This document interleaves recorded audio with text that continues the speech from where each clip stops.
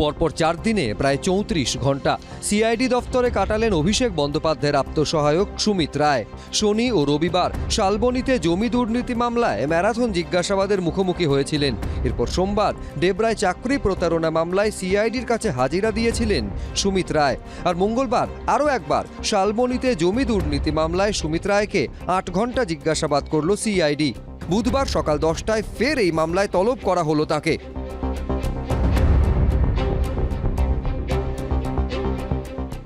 সকাল 9:49 ভবানী ভবনে আসেন অভিষেক বন্দ্যোপাধ্যায়ের আপ্তসহায়ক। ঘড়ির কাঁটায় এখন 6:05। ভবানী ভবনে জিজ্ঞাসাবাদের পর তিনি বেরিয়ে গেলেন। শালবনী ও মেদিনীপুর ব্লকে বিস্তীর্ণ সরকারি জমি জালিয়াতি করে বিক্রি করা হচ্ছিল বলে অভিযোগ ওঠে। অভিযোগ, এই সরকারি জমির চরিত্র বদলে প্লট করে লক্ষ লক্ষ টাকায় বিক্রি করা হয়। পশ্চিম মেদিনীপুর জেলার শালবনী ব্লকের কয়েকশো একর জমি নিয়ে দুর্নীতির অভিযোগ উঠেছে।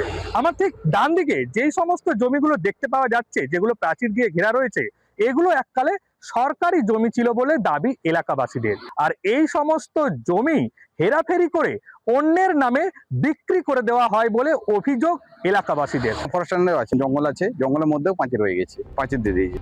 সূত্রের খবর, এই ঘটনায় তার নাম জড়ানোর বিষয়ে তথ্য ও নথি ধরে ধরে সুমিত রায়কে প্রশ্ন করেছেন তদন্তকারীরা।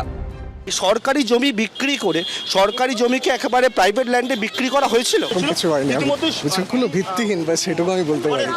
জমি দুর্নীতি মামলায় খড়গপুর থেকে গ্রেফতার করা হয়েছে মেদিনীপুরের প্রাক্তন তৃণমূল বিধায়ক সুজয় হাজরাকে।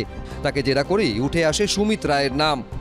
সুজয় হাজরার সঙ্গে আপনার আর্থিক লেনদেন হয়েছে? না, কোনো কিছু না। এ নিয়ে আক্রমণাত্মক বিজেপি। শুধু ডেবরার চাকরির প্রতারণা কেন, আরও যেখানে যেখানে এই ধরনের প্রতারণার মামলা আসবে ডেকে পাঠাবে, জিজ্ঞাসাবাদ হবে। ততদিনে 3 সপ্তাহ চলে গেলে যখন বাবু এসে যাবেন তখন পাশাপাশি বসেও জিজ্ঞাসা করা যেতে পারে।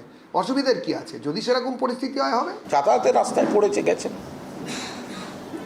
বললাম যাতায়াতের রাস্তায় পড়েছে গেছেন। আমি সুমিত রায় নিয়ে কোনো মন্তব্য করব না। সোমবার বিকেলেই শালবনীর ভূমি দফতরে নথি সংগ্রহে যায় সিআইডি। মঙ্গলবার সিআইডির 6টি টিম পশ্চিম মেদিনীপুরের বিভিন্ন জায়গায় নথি সংগ্রহে যায়। একটি টিম এসে পৌঁছয় শালবনীর কর্ণগড়ে গ্রাম পঞ্চায়েতে। জমি দুর্নীতি মামলায় সিআইডির একাধিক দল আজ পশ্চিম মেদিনীপুর জেলার বিভিন্ন প্রান্তে হাজির হন। তার মধ্যে একটি দল রয়েছে এই শালবনী ব্লকের কর্ণগড় গ্রাম পঞ্চায়েত অফিসে। ঠিক এই পঞ্চায়েত প্রধানের অফিসের সামনেই আমরা দাঁড়িয়ে রয়েছি এই মুহূর্তে।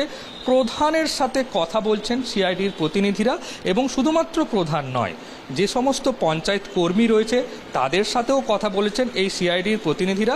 তারা মূলত জানতে চাইছেন যে জমিগুলি যে সমস্ত নামে হাত ঘুরে বিক্রি হয়েছে তাদের অস্তিত্ব রয়েছে কিনা। না, নথি বলতে আমার এখানে সিআইডি আধিকারিকরা এসেছেন, তো আমাকে চাইলো যে এই ব্যক্তিগুলোকে চিনেন নাকি। আমি বলছি আমি তো সবাইকে তো চিনি না। টিম অনেকগুলোই রয়েছে যেখানে যেমন প্রয়োজন। আমি সিআইডি টিম, আমরা ভবানী ভবন থেকেই, আমি হেডকোয়ার্টার থেকে এসেছি। বুধবার ফের শালবনী মামলায় সুমিত রায়কে তলব করেছে সিআইডি। ময়ূখ ঠাকুর চক্রবর্তী, সৌমেন চক্রবর্তী, উজ্জ্বল মুখোপাধ্যায়, এবিপি আনন্দ। এবিপি আনন্দ, এগিয়ে থাকে, এগিয়ে রাখে।